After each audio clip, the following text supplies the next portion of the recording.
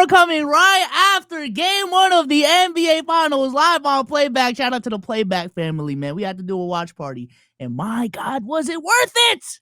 Absolutely. It was not a blowout. We did not have to talk about Hallie and DDG the whole time. Woo! Yes! We did it! Let's go! Let's go, Jet! Let's go! Anyways, if you're watching this, you know exactly what happened. Haliburton just happened again. Gamed him for the 4th straight round in a row. This guy is built different, man. That's a crazy sentence, bro. He's at a game winner for the 4th straight round in a row. That shit is crazy. So, but before we get into some negativity, toxicity, let's talk about the positives, man. Takeaways from the game, instant reactions from the game. How did y'all feel about that game, man? Oh, I'm not gonna lie, and I know the term on this channel is, I believe, shooting the Lord, whatever that means. But I'm just gonna say basketball is awesome when you don't have someone yelling in your ear that it sucks or predicting it will be bad. The game was fantastic. It definitely felt for a long time one of those games where 10-point lead. The entire time, no matter what, 10-point lead. But I said since the beginning of the game, Damo, who is president of the Hallie stands, he'll definitely say his piece. But I was saying it should be a sweep because theoretically and logically, on paper, the Thunder should stomp. They have the perfect team to guard this Pacers unit. But something about what the Pacers got going on right now, whether it's black magic, momentum, whatever, they just not going away. It defies logic damn near. And tonight is a perfect example of that. What was the turnover differential at some point? Like 25-3? 25-6? Yeah. That in any game, virtual even, that's a blowout. That's a 99% chance of a blowout. But in this game, 10-point lead the whole time. How? Literally how? And it's not like, well, Sage, SJ dropped it. No. SJ was hitting clutch shots too. SJ was playing fantastic defense on Hallie, who did end up hitting a game winner. It just, for so many reasons, I don't know how this team does it. That's why it's almost on some Disney stuff, oh boy, where I want to go ahead and say they'll end up doing it. I still have to follow my gut with the Thunder, ultimately winning the series. But this is one of the better things about basketball, why I love this era of basketball without the Hall of Fame superstars. Ugh. Because it's just a sport that you can read all the numbers, you can put all the logic to the side. Bro, we are on the court right now. Who's going to get it done? And tonight, game one, Indy got it. Damo, go ahead. The band has always been here, and we're not accepting no new members. Haliburton did his thing. Haliburton definitely reigned supreme. Sage is absolutely right. Earlier, he asked when the lead was looking like, man, the Thunder got this because they're up by 70,000 turnover disadvantage or advantage, whatever the case is. He asked, what do y'all have the outcome of the game? And with no hesitation, no fray, not even a hiccup, a stutter. Pacers. Why not the Pacers?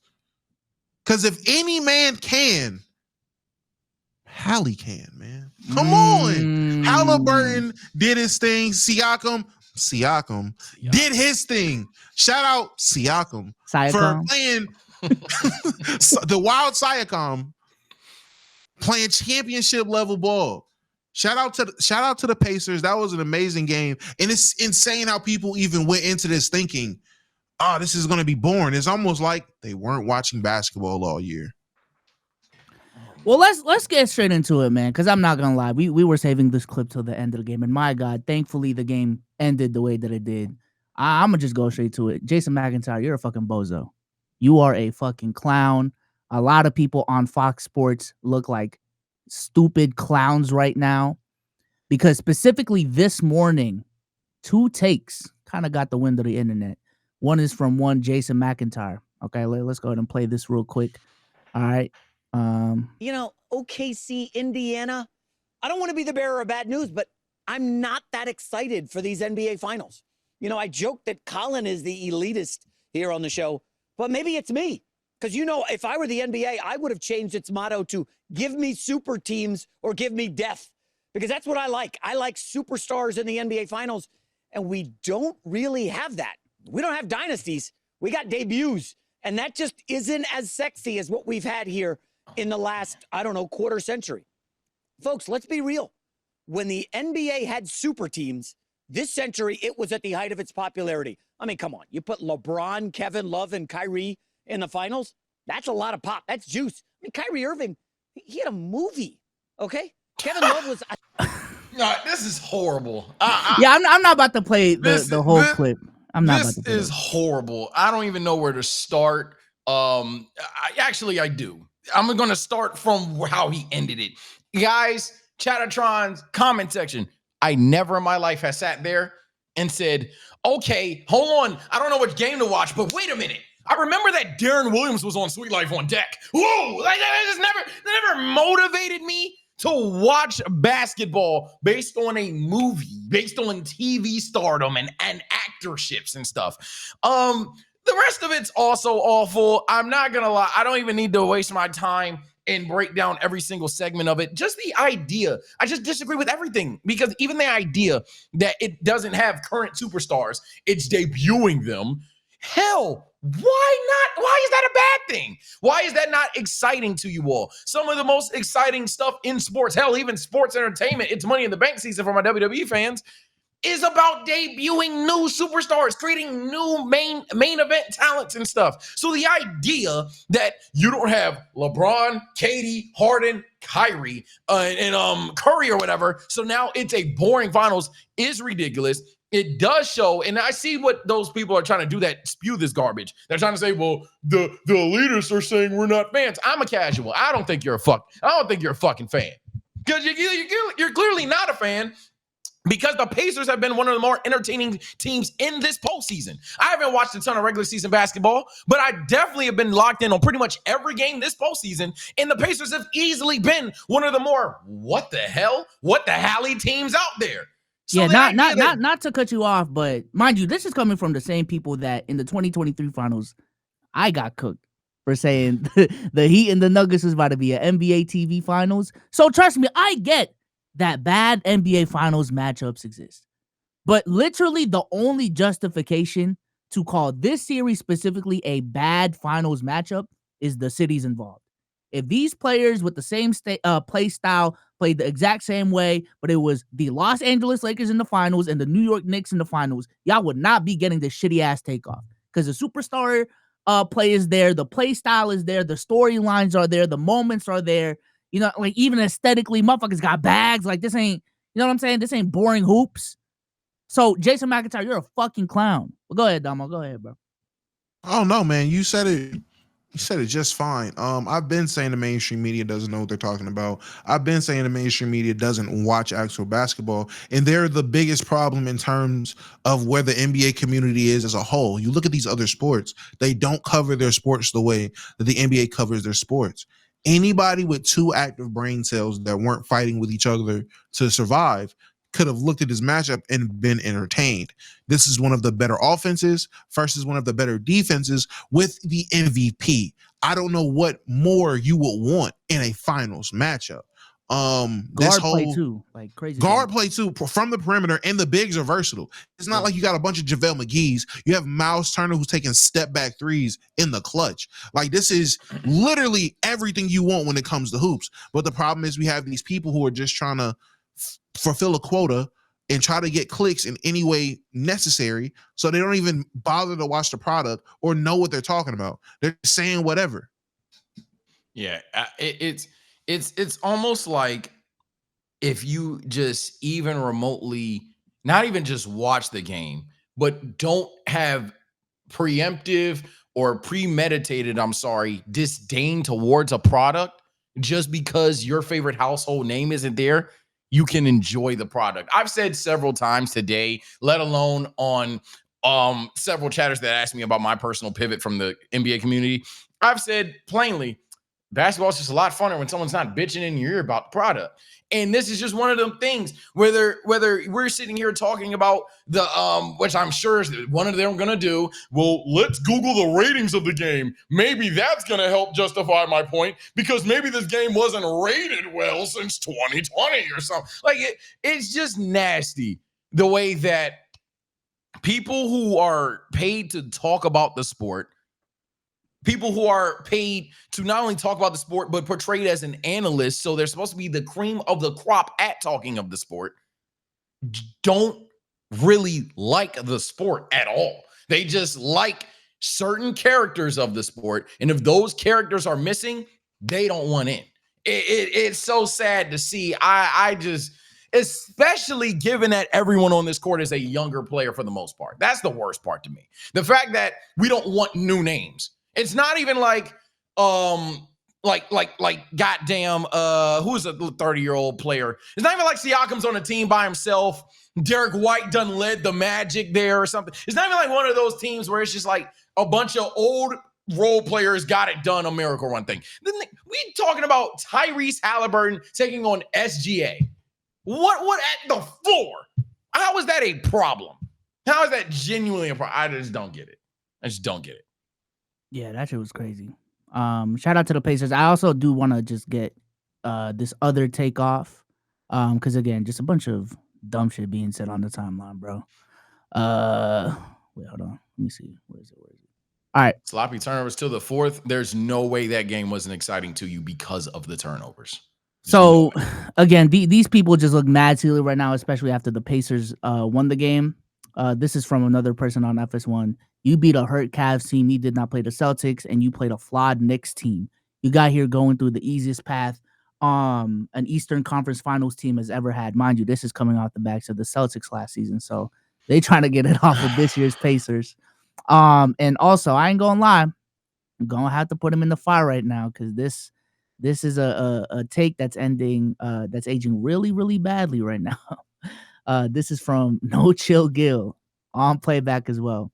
I think Indiana being here is bad because now the fan base thinks they're a legit championship team. So Indiana's just getting disrespected.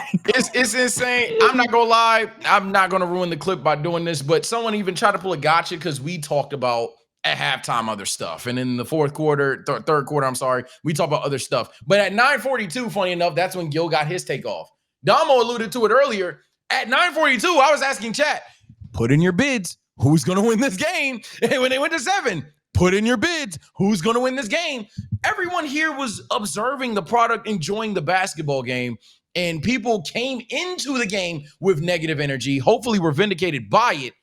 And when they thought for a second that was the case, jumped the gun. Now that it's not the case, ratings Google. I guarantee you, someone's going to Google the ratings of this game. Guaranteed. Are you okay? Is that blue and gold or yellow face paint? Is that? Oh man! And you know I'm coming from Indiana, man. Stop playing with me. I just flew in from Indy International, Naptown's finest. I just jiggulated the whole way here. I'm like that. Shouts out to the Haliburton, man. Hallelujah, hallelujah. The Haliburton. He's the Haliburton. Oh, man. Absolutely. Only way to address him. The most clutch player in Indiana sports history. I ain't gonna lie. I've been telling y'all he the number one. Y'all ain't want to hear it.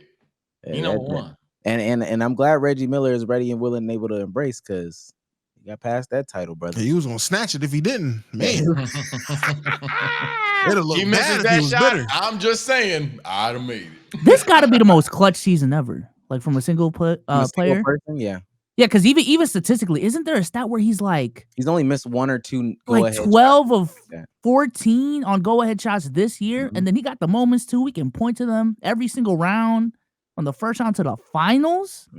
It's very, and I'm gonna do the cornball conversation, and me and Dom have been doing it, but now it's finally on front of camera to it. Are y'all still gonna say he's not top 10?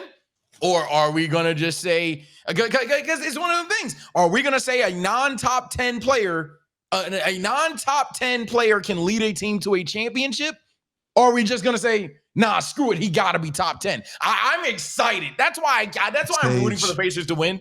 Even though I think the Thunder are going to win, I'm rooting for the Pacers because I want to see what happens to y'all. Because y'all brains just explode at that moment. Here's a guy that y'all weren't even thinking is top 10. What now? He showed people said he's the most overrated, and you want to know why he's the most overrated? Because people like me, the band, we always knew he was top 10. We knew this already. So when next season comes around, he continues to win, he gets his ring. Yeah, someone's gonna have to get down there, man. So let me ask this real quick. I don't want you to take B So Sean because this the soul show, man. I just came. What's the 10? Let's do a quick. We 10. do never list it. We kind of just Yeah, vaguely. we just be talking. We just be chatting sometimes. What's the 10 10? fully People healthy. just get Yeah, I mean, no But order, a no pressure caveat. for anybody. We No, know I- Jokic's in there. I don't know. If But fully a healthy, caveat. like what is it? I don't know. Damo, this should take. Is it 10 fully Okay, healthy? go ahead. Name the 10. Name the 10, bro. 10 fully healthy, Oh, okay. out of order, Okay. easy. Joel Embiid, Jokic, Luka, Steph, AD. Yeah, Steph here, buddy. What is that? 5 or Giannis. 6? That's 5. 5. Giannis, Shea. Oh no. You want names so you can. you want No, names I'm thrown trying out to there? think of the names I'm throwing above Hallie. Like that's what I'm thinking. I'm thinking, who am I putting above Hallie in this situation? Wemby. You Okay. putting I'm just gonna throw names at No, you. no, Kawhi? no. Wemby. Let's see what he do. You need 2 more. I got Holly 8. I said That would be AD. 9. That would be That'd 9. be That would be 9. 9. Oh, that'd be 9. I got Holly 9. And then who's the 10th? 10th, Brunson. Ooh, Jason Tatum does not make the top 10. He does not That's his mine. 10, bro. Donovan Mitchell does not make that top 10. Nope. Go and get down there, I'm buddy. not even close to the top. Nah, Hell yeah. nah. He need to get traded. I A want him off little the too list. easy on Curry's name, but And- Thank you. Hey, yeah. And is Curry. not in Damo's top 10. Ooh. Healthy Embiid was not in Yeah, Damo's hold top on, 10. hold on, hold on, Embiid hold was- on, hold on. Embiid You think- was- Oh, you did he think- say you think- Embiid? Embiid was the first name. Yeah. No. Are you backtracking on Ant? KD, did you say KD? Didn't say KD. I didn't say KD. He didn't say. Well, he also didn't say Kawhi. But answer the question about Yeah, Anthony is he Edwards. backtracking on Ant? Because he said, ooh, when Ant name came Answer up. the question about Anthony Edwards. Are we talking about going in? We are talking about going in next year. Even I did say Steph name with Grace. Replace Steph with Ant. So Steph not even in the 10. Nah. He's in that 11 through 15 range, Okay, probably. okay. Yeah. Okay, Damo said it. Yeah. That Hallie's still 9, so Yeah, and mind you, You gotta force Brunson in there too, man. I mean he's 10, but you gotta name me who better. I'm sorry. It's not Kawhi? Tatum. Kawhi. Nah, I'm not taking that. I'm not taking that. Sorry. Even when healthy. mind Give me you, my point in that conversation before it gets confused because we did go down list rabbit hole. It's not that I want to argue that he is top 10. My thing is that, okay, so are y'all comfortable as NBA fans in quotes, comfortable with the idea that we are in an era where you don't need a top 10 player to win a championship? Are y'all truly comfortable with that? Because that domino pushes a ton of dominoes. What's a super team? It pushes like that's just another vague. It pushes a ton of shit that I don't think a lot of NBA fans are comfortable with. And I think that's why we have the Jason McIntyres. That's why we have Gil ready to shit on the Pacers and other people ready to shit on either the Pacers or the Thunder even, because we're not comfortable with the idea of essentially the way we think about basketball being flipped upside down. But let me say this, Sage. I mean, if you got a top 11 player, does it really make a difference? Yes. I could never have a. Yes, though, because some people try to some people live in a world, especially from that nostalgia era of the 2010s of the early 2000s to like 2018s. People, even 2019, even 2020, people lived in that idea of best player on best team championship, best player in the world. And we could go year by year where that narrative was pushed. Hell, even 2019, it was pushed. 2018, it was pushed. Even then, though, when you look at the Pacers, true, you could say objectively, Hallie going into this was a top 15 as player. That's fine. When the rest of your team is filled with other guys that are in the top 40, 30, multiple guys like that, compared to other teams where that drop off is steep every time, they're a deep team. The Pacers are the same way I was saying the Thunder are a deep team. The Pacers are a relatively deep team as well. They have Thunder got 12 starters. Thomas Bryant is out there giving you buckets and minutes. That's all I'm saying. Like they're a deep team. Yeah. Last thing I'm gonna say, if you can comprise a team of like, sure, you don't have a top 10 player, But if I got people that make up the top 11 through 26, 27, and that's the rest of my team, it sounds better than having one player that's in the top 20 or top 10. I mean, no, and I think the best part is the funnier part. I'm sorry, is the Thunder. For most people, do have a top 10, hell, 5 player. For some of you, the best in the world. But their team is just like the Pacers. I think even deeper than the Pacers. As I just said earlier, they have like 12 starters to me. Like dead ass. 12 players that could start on a team, and 8 of those 12 would start on a championship trying team. So if SGA wins, sure, you got the MVP, predictable, better player one, but now it's a situation of, are they a super team? All that stuff. I think both of these teams make everyone uncomfortable. It's no nostalgia. It's no run and dunk. These are 2 teams that play modernized basketball. Hell, the Thunder kind of play more harassy on the defensive end, but still modernized basketball. And a lot of these people that have been on the airways for years, they don't like it. So they come into the game hating it. And then when you get a fantastic product of a game one, now everybody's looking at turnovers. I guarantee you, I'm locking it in now. We're going to look up ratings. Going to lock in. I still think that because it was a turnover differential, that in game 2 it'll be bad, and I'll be right then. I already know what's going to happen, bro. Y'all don't like basketball. Y'all like talking. You just can't please those people.